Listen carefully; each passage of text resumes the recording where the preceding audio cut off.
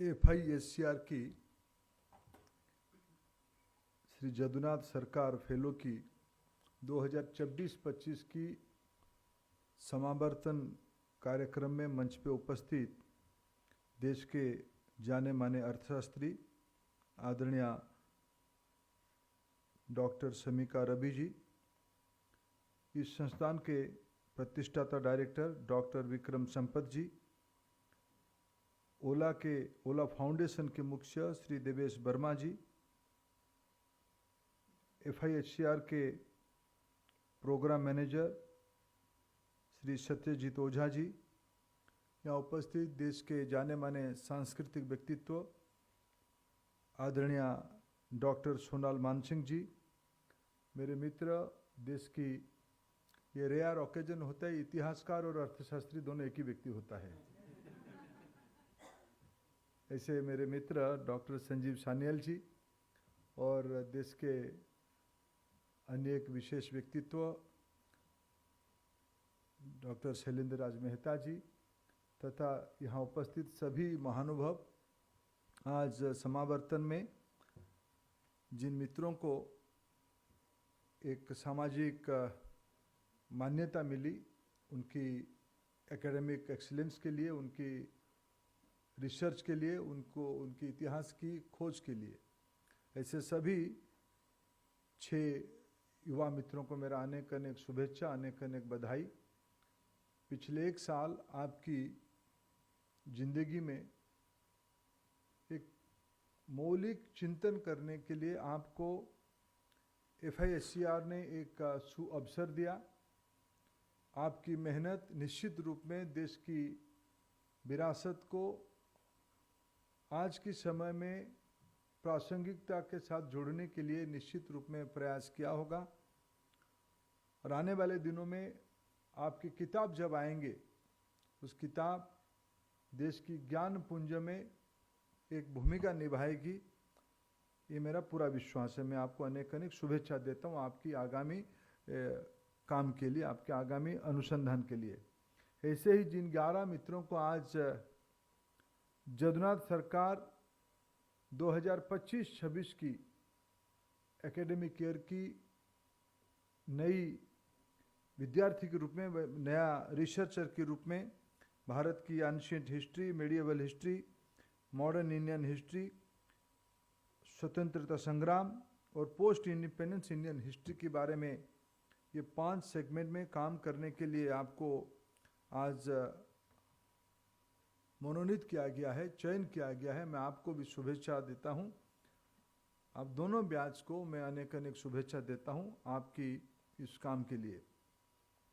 मैं सबसे पहले डॉक्टर विक्रम संपत जी को आभार प्रकट करता हूं कि उन्होंने मेरे को इस प्रकार के एक महत्वपूर्ण काम पे भागीदारी होने का अवसर दिया।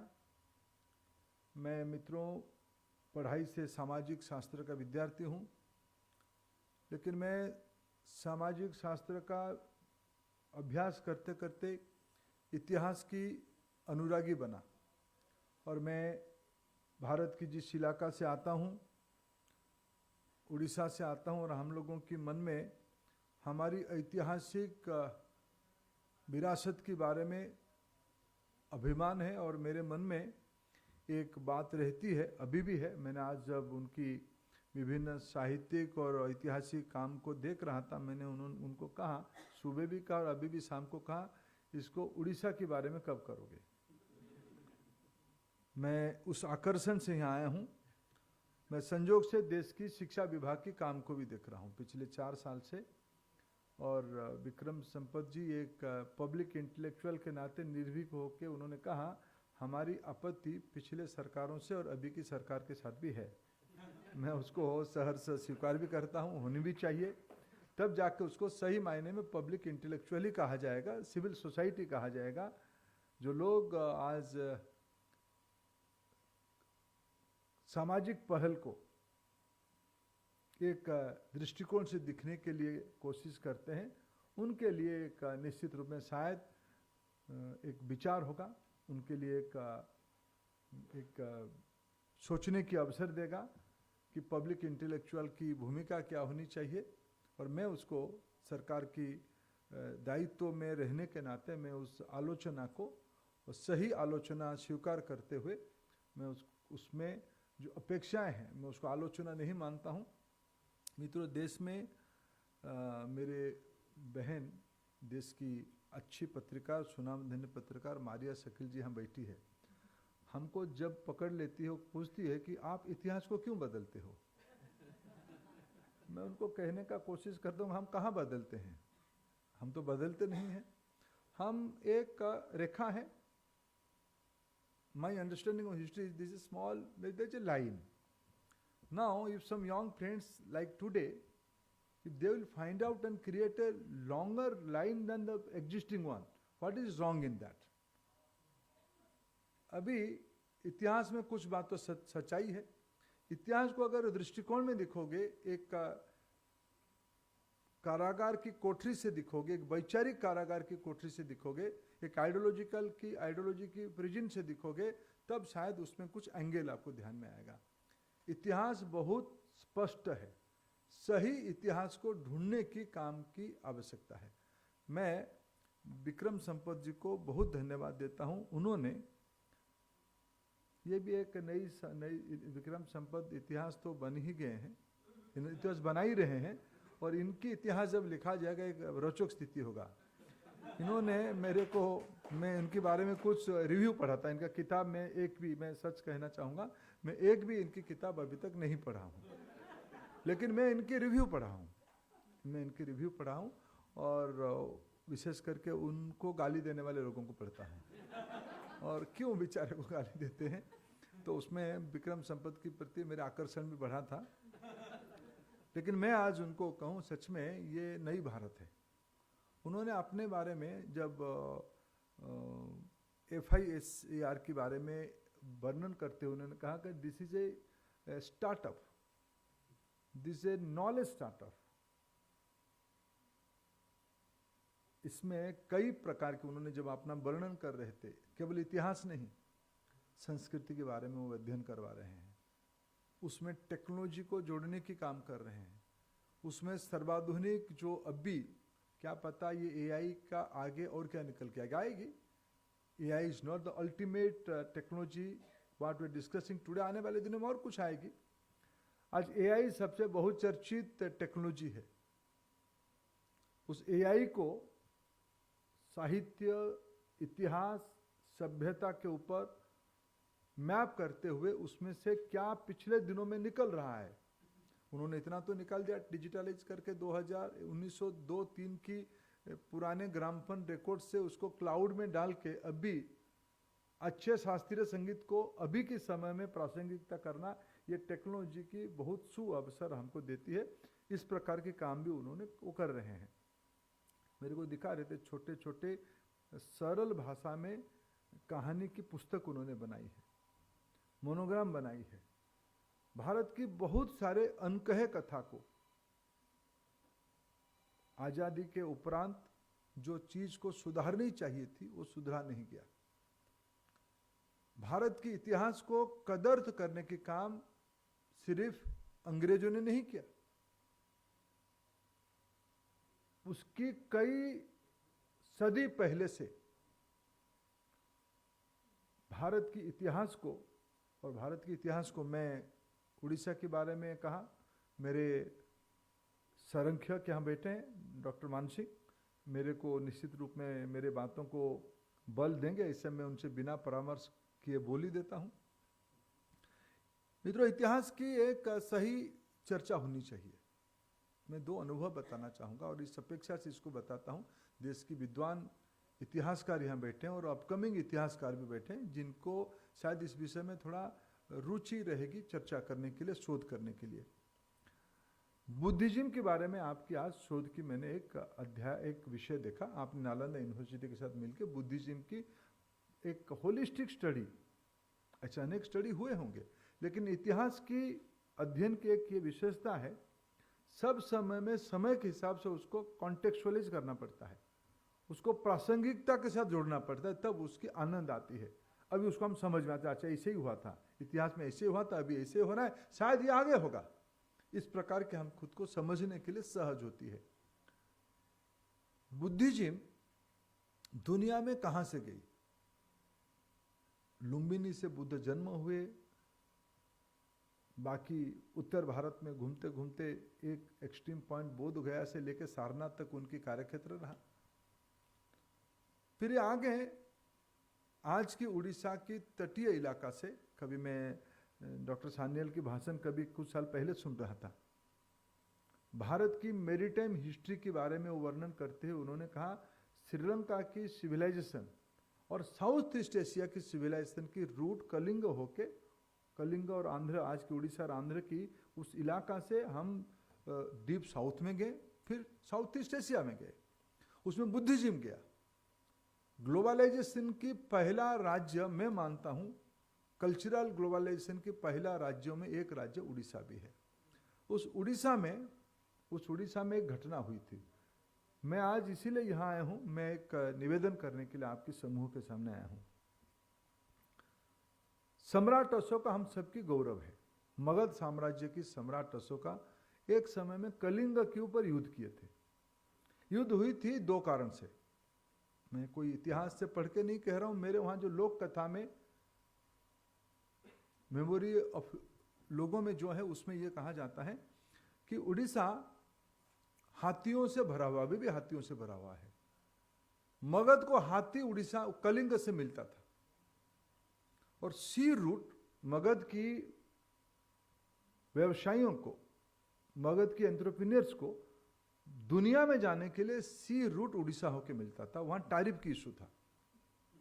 कलिंग की बंदरगाह में टैरिफ की झगड़ा हुई।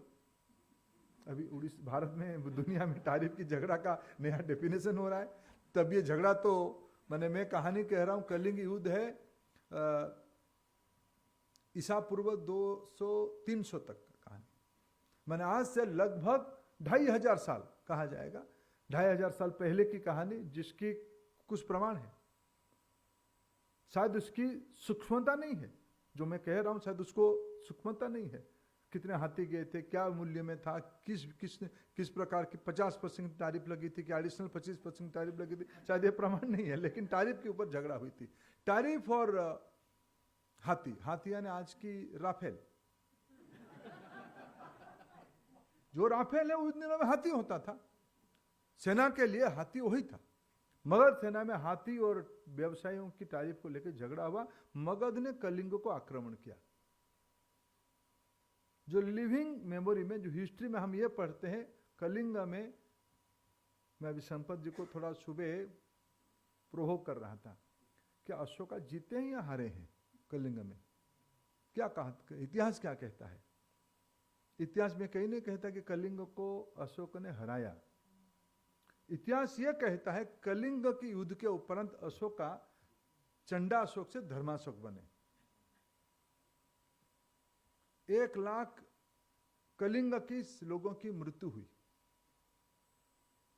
ऐसे आए, लंबे समय तक लड़ाई हुई। जो लोग अभी भुवनेश्वर आए होंगे, भुवनेश्वर की बाहर पूरी जाते हुए एक नदी आता है, दया नदी। वहां के इतिहास में यह लिखा गया, दया नदी रक्त रंजित हो गई। 1 लाख लोग लड़ते लड़ते जान गए। 1.5 लाख लोग युद्धबंदी बने। उस समय में कलिंग के राजा कौन थे उसकी कोई स्पष्टता नहीं है। कुछ लोग कहते हैं कोई अनंत बर्मन महाशय उस समय के राजा थे, और एक बड़ा विश्वास है शायद एक कुछ जनपद था, यानी गणतंत्र था। लोग अभी संविधान और गणतंत्र को लेके किताब लेके घूम रहे हैं, और मेरे वहां 2500 साल पहले गणतंत्र की प्रैक्टिशनर थे। उस स्पिरिट में हमने मगध के साथ लड़े। मगध से हम हारे नहीं है। कई इतिहास में नहीं कि मगर हमारे 1 लाख लोग मरे, 1.5 लाख लोग युद्धबंदी हुए। इतिहास में क्या लिखा गया मित्रों? इतिहास जितने वाले ही लिखते हैं। रिसीविंग एंड में रहने वाला व्यक्ति इतिहास लिखने की अवसर उसको नहीं मिलता है। मैं आज के दिनों में भारत की सभ्यता को खोजते हुए, भारत की सभ्यता को जीते हुए जो समाज आज बन रहा है, हमें जब तक हमारी इतिहास की आखिरी पन्ना तक हम नहीं पहुंचेंगे, तब भारत की सही परिचय हम बना नहीं पाएंगे। और हमारी कहावत है कि कभी पिताजी की अधूरा काम को पुत्र को आगे करना चाहिए, माता की अधूरे सपने को बच्चों को पूरा करनी चाहिए। आज हमारी सौभाग्य है, हम लोगों की कंधे पे ये दायित्व है। भारत एक भौगोलिक आकार है, it's a geographical entity, it's a state, it's a federation of provincial state, it's a govern by a democratic process, या और कुछ है। अलेक्जेंडर भारत से आक्रमण करके बहुत हाथ में कुछ ना लगने के बाद जब लौट रहे थे, तो वो मित्र के साथ बात कर रहे थे, इस देश को हम हरा नहीं सकते हैं। इस देश को हराने के लिए, राजा को हराने से इस देश को हराया, इसे हम नहीं मान सकते हैं। इस देश में और एक व्यक्ति है जो गरीब आदमी है, जिसके पास कोई बहुत बड़ा संपत्ति नहीं है, उसके पास राज नहीं है, उनके पास सिंहासन नहीं है, लेकिन वो गरीब आदमी समाज की शिक्षक है। शिक्षक जब तक जिंदा है तब तक भारत जिंदा है। और शिक्षक का जिंदा होने की प्रमाण इतिहास ही है। इतिहास हमारे सामने दर्पण के रूप में काम करता है। इतिहास की दर्पण को हम दिखने से भविष्य की स्थिति के बारे में हमें पता चलता है, वर्तमान की स्थिति के बारे में पता चलता है, और भविष्य में जाने के लिए हमको मार्ग स्पष्ट होता है। इसलिए भारत की कम से कम, मैं भारत के इतिहास से बहुत, मैं माइथोलॉजी में मैं बहुत जाना नहीं चाहता हूँ, लेकिन मैं तिलक जी को अगर कोट करूं, मेरे मन में एक बार जिज्ञासा आया कि इस वेद का आयु कितना होगा, किसकी बात को हम माने। किसी विद्वान को हमने पूछा, बोले वेद का तुम्हारी हिम्मत कैसे हुई वेद की आयु पूछने के लिए, वेद तो अनादि है, अनंत है। मतलब बाबा फिर भी तो कुछ आयु होगा। फिर वो बहुत सोच के कहने, तिलक जी ने कहा कि वेद की आयु लगभग 8000 साल है। भारत की सभ्यता में, और वेद लिखा नहीं गया था, वेद तो पहले श्रुति और स्मृति में ही वेद गच्छित था। धीरे धीरे आज वो किताब के रूप, पुस्तक के रूप ले रहा है, उसकी विवेचना के रूप ले रहा है। अगर ये पिछले 7-8 हजार साल की सभ्यता को, जीवंत सभ्यता को आज भारत की नई पीढ़ी की उत्तरदायित्व है उसको फिर एक बार 21वीं सदी में प्रासंगिक तरीके से इसको प्रतिपादित करने के लिए। इतिहास केवल युद्ध की, लड़ाई की कहानी नहीं है। इतिहास केवल साम्राज्यों की गुणगान करने की विषय नहीं है। इतिहास केवल कुछ पीड़ा को याद रखने के लिए विषय नहीं है। सभ्यता को प्रतिदिन जीने के लिए जो प्रेरणादायक पथें होती है, उसकी नाम है इतिहास। और उसको जो लोग काम करते हैं उनको अनेक अनेक बधाई देना चाहिए। और मैं भारत में FISCR जैसे एक प्रयोग को अत्यंत प्रशंसा करता हूं। भारत सरकार की ओर से मैं उसके साथ खुद को संबंध करना भी चाहता हूं। मैं निश्चित रूप में आने वाले दिनों में कम से कम भारत सरकार की जो नई योजना बन रही है, राष्ट्रीय शिक्षा नीति को क्रियान्वयन करते हुए हम लोग कोशिश कर रहे हैं भारत की नई पाठ्यक्रम बने।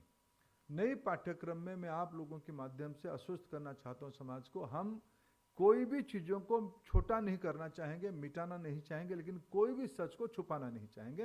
ये हमारी दायित्व है, ये लोगों की अपेक्षा है। मैं इसमें से आप सभी का, विशेष करके विक्रम संपत जैसे पब्लिक इंटेलेक्चुअल्स की, उनकी संगठन FISCR का मदद भी चाहता हूँ। मित्रों, माननीय प्रधानमंत्री जी कहते हैं भारत के इतिहास के बारे में, वो कहते हैं the history of India and the Indian civilization are much older and broader than the common understanding of history, यानी यूरोपियन हिस्ट्री, यानी वेस्टर्न हिस्ट्री। हमारे इतिहास की गहराई बहुत पुरानी है। अनेक कहानी है भारत की। अगर मैं आज 700 जिला है, 700 जिले में मैं जाता हूं तो 700 प्रकार की गौरव की कहानी मेरे को ध्यान में आती है। और मैं, विक्रम जी, मैं सुबह भी आपको कहा, भारत की पूर्वी हिस्से के इतिहास के बारे में नेशनल नैरेटिव में कम स्थान है। अब मगध, अशोका, चंद्रगुप्त के उपरांत पहले चंद्रगुप्त, बाद में अशोका, उसके बाद फिर अभी अभी आपने लाचित बरफुकन जी को याद किया, नवारून ने काम किया, आपको बहुत बधाई नवारून। नॉर्थ ईस्ट में से जितना बलिदान की, जितना वीर गाथा है, ये आज़ादी के उपरांत इतिहास में देश को जानना चाहिए। चाइना वार के समय में नॉर्थ ईस्ट की मित्रों ने, अष्टलक्ष्मी ने जो भूमिका निभाई, इसके कारण देश आज इतनी बड़ी है, नहीं तो आज देश इस प्रकार की नहीं रहता। दिल्ली के दरबार ने नॉर्थ ईस्ट को अबंडन कर दिया था, छोड़ ही दिया था। अगर इस इतिहास को मैं आज लाऊं, अगर किसी को बुरा लगता है तो उनको मैं क्या करूं, उनको क्षमा चाहूंगा, आपको बुरा लगे, लेकिन मेरे दायित्व तो बनता है देश की नई पीढ़ी को अष्टलक्ष्मी की इस गौरवमय इतिहास के बारे में, लाचित बरफुकन के इतिहास के बारे में मैं बताना चाहूंगा। क्या रानी अबाका के बारे में उत्तर प्रदेश के नागरिकों को मालूम है, विद्यार्थियों को मालूम है? क्या वीर कुंवर सिंह के बलिदान के बारे में राजस्थान की वीरों के अंदर वो चर्चा में आते हैं? क्या आलूरी सीताराम राजू, आंध्र प्रदेश की आदिवासी नेता, उसके बारे में देश के विद्यार्थियों को नहीं जाननी चाहिए? क्या उड़ीसा के एक 12 साल के लड़का 100 साल पहले अंग्रेजों की गोली स्वीकार किया, अंग्रेजों की गुलामी स्वीकार नहीं किया, 12 साल की उम्र का था? क्या देश की नई पीढ़ी के लोगों को उसकी बलिदान के बारे में, उसकी उत्सर्ग के बारे में नहीं समझनी चाहिए?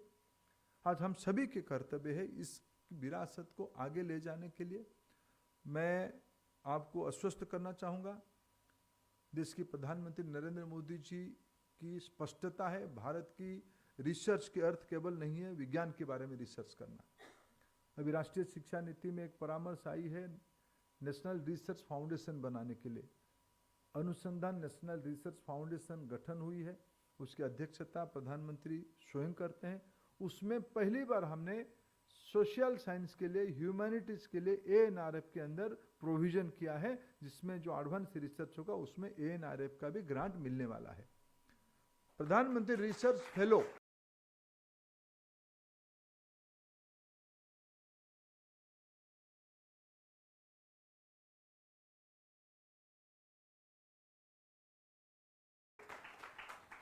PMRF-1 अभी समाप्ति की ओर से, भारत की आवश्यकता को ध्यान में रखते हुए नेशनल प्रायोरिटीज के ऊपर टेक्नोलॉजी की अन्वेषण हो, उसमें नवाचार हो, उसके लिए सरकार ने PMRF-1 शुरू किया था।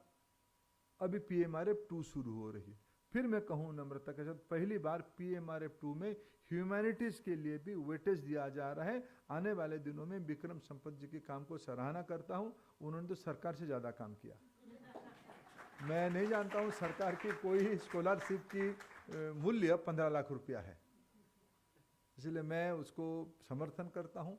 और सरकार की दायित्व बड़ा भी होता है, लेकिन एएनआरएफ हो या PMRF हो, उसमें से भी सरकार अपनी जिम्मेदारी लेंगी और नौजवान आगे आना चाहिए।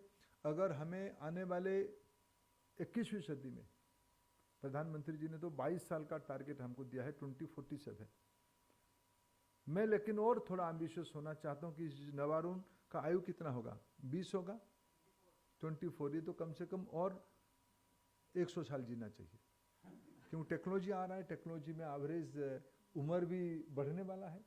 तो नवारून शतायु बने, तो आने वाले जो 60-80 साल रहेगा, उस 80 साल में भारत अपने उत्कर्ष की चरम पे पहुंचेगी।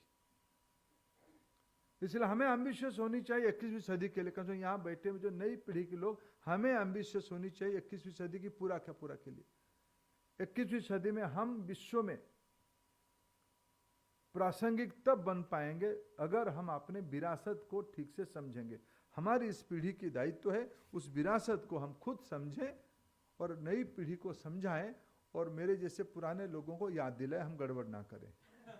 मैं फिर आपको एक बार बहुत बहुत शुभेच्छा देता हूं विक्रम जी, और आपकी पूरा प्रबंधन समूह को, ओला को।